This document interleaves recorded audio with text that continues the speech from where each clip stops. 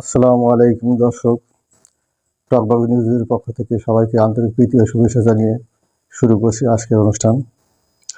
যে যেখানে আছেন কুশলে আছেন ইনশাল্লাহ।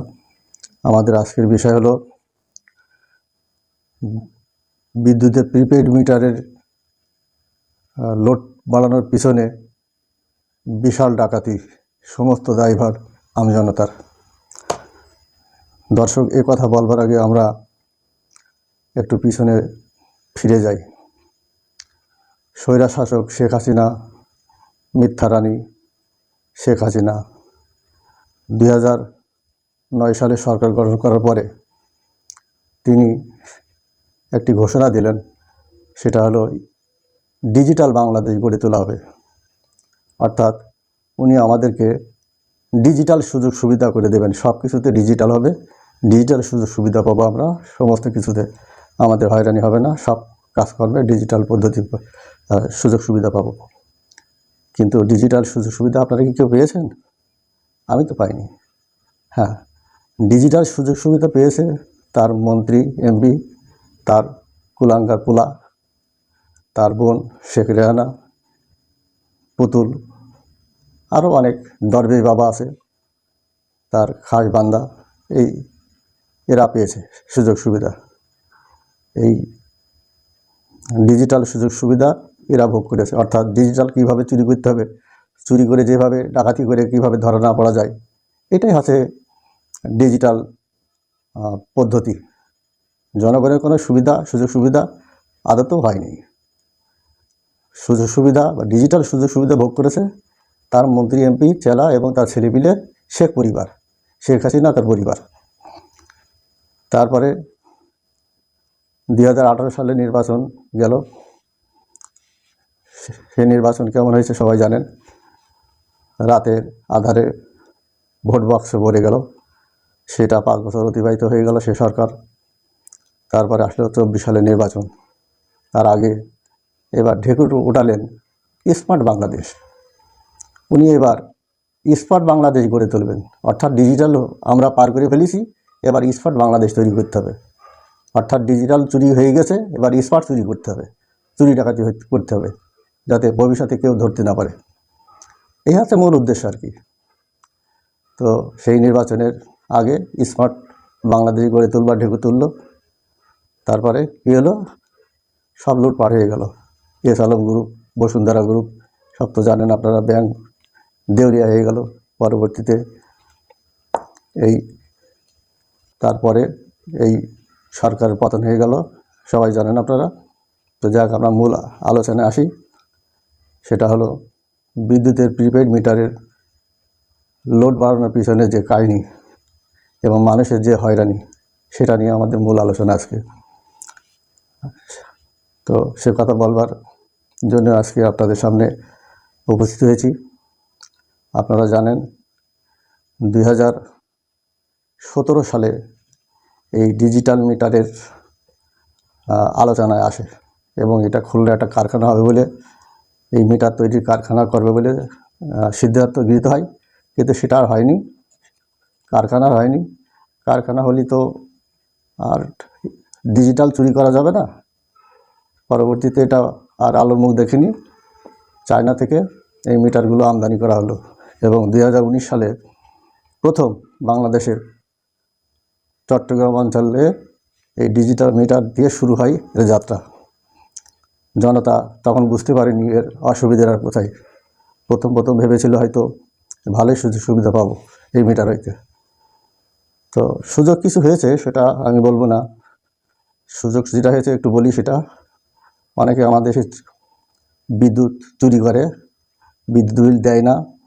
অনেক মস্তান, অনেক নেতা যারা বিদ্যুৎ বিল দেয় না, শুধু তাদের বেলায় সুযোগটা হয়েছে। তাদের মিটার লাগানোর পরে তাদের প্রিপেইড মিটারের টাকা না ভরা পর্যন্ত তাদের বিদ্যুৎ আর চালাতে পারবে না। সুযোগ এটা হয়েছে, একেবারে হয়নি তা বলবো না। তবে অসুবিধাটা বেশি হয়েছে আমজনতার। তা অসুবিধাটা মানুষ যখন বুঝতে পারলো 2020 সালে, এই নিয়ে তখন তোলপাড় শুরু হয়ে গেল। চট্টগ্রামে আপনারা জানেন বিক্ষোভ হয়েছে এর বিরুদ্ধে। তারপরে সালে প্রায় পিডিবি শহরাঞ্চলে পিডিবি এই বিদ্যুৎ এই মিটার প্রায় শহরের সব জায়গাতেই প্রতিস্থাপন করে। জনতা এর উপলব্ধি করতে পারে এই মিটারের অসুবিধাটা। ডিমান্ড চার্জ বলে একটা চার্জ কাটা হয়, প্রথম দিকে কাটা হয়তো 25 টাকা, পরবর্তীতে এরা বেড়ে দাঁড়ায় 35 টাকা, ধাপে ধাপে বাড়তে বাড়তে এখন আবাসিক 42 টাকা করে পার কিলোতে কাটছে। তো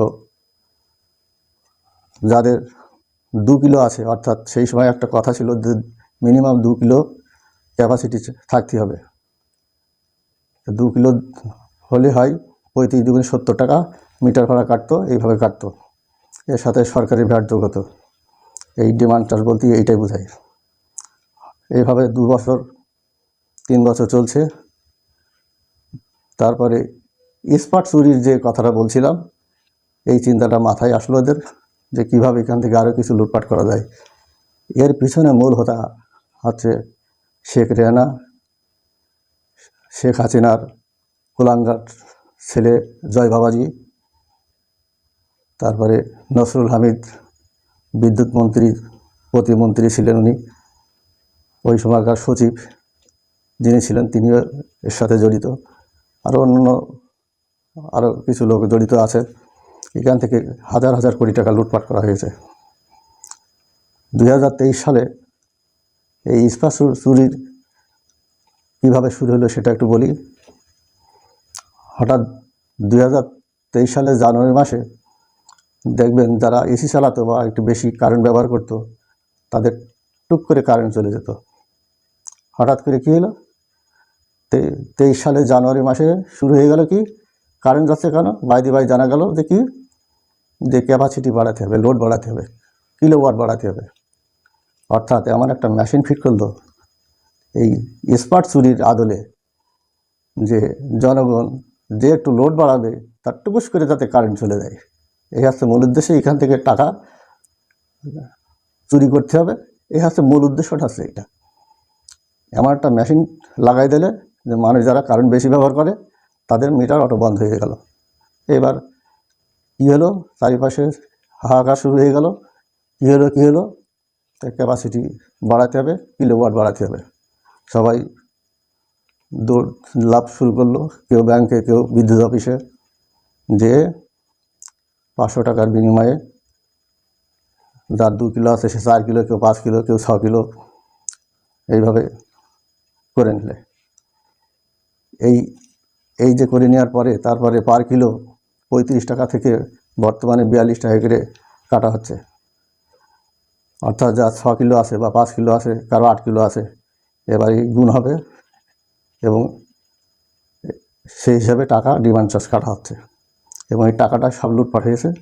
এই লুটপাটটা মানুষ এ নিয়ে অনেক সোশ্যাল মিডিয়ায় অনেক বিতর্ক হয়েছে, এর বিরুদ্ধে প্রতিবাদ হয়েছে, এইটা বন্ধ করার জন্য অনেক আবেদন হয়েছে। কিন্তু সেই সময়কার সরকার, কুমড়ো রানী সরকার, স্বৈরশাসক, এতে কর্ণপাত করে নাই।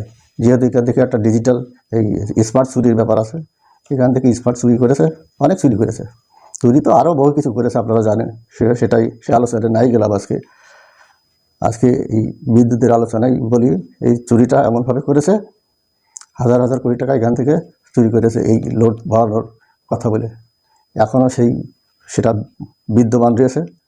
আমরা আশা করেছিলাম তত্ত্বাবধায়ক বা অন্তর্বর্তী সরকার হয়তো এটা আমাদের থেকে স্বীকৃতি পাবো তাদের কাছ থেকে, কিন্তু তার সেই ছায়া, স্বৈরাচারের যে ছায়া এখনও পদে পদে রয়েছে, এখানেও বসে আছে। অর্থাৎ সেই ক্যাপাসিটি চার্জ এখনও সেটা বিদ্যমান রয়েছে, এখনও সেই হারে কাটছে। এই সরকারের কাছে, এই জ্বালানি উপদেষ্টার কাছে আমাদের একটা আবেদন,